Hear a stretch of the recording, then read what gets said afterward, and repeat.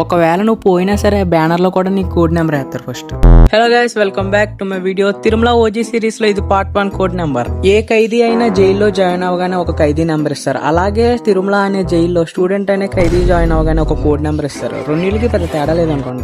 ఆ code number ఎంత important role play చేస్తుందో ఇప్పుడు నేను చెప్తాను. వన్స్ నువ్వు తిరుమలలో జాయిన్ అయిన తర్వాత నీకు పేరుకుండే వాల్యూ పడిపోతుంది. ఫస్ట్ నీ కోడ్ నెంబర్, తర్వాత నీ పేరు. సపోజ్ నువ్వు ఏ అదో పని చేసి దొరికేసినా లేదా నువ్వు స్పోర్ట్స్ మీట్ లో సెలెక్ట్ అయినా సరే ఫస్ట్ నీ పేరు అడగడం, నీ కోడ్ నెంబరే అడుగుతాడు. ఇంకా వాడు పెట్టే ఎగ్జామ్స్ లో అన్న, టెస్ట్ లో అన్న నీ పేరు అయిపోయినా సరే పెద్ద ఫీల్ అవ్వడు. నీ కోడ్ నెంబర్ రాయకపోతే చాలా ఫీల్ అవుతుంది. ఒకవేళ నువ్వు పోయినా సరే బ్యానర్ లో కూడా నీ కోడ్ నెంబర్ వేస్తారు ఫస్ట్.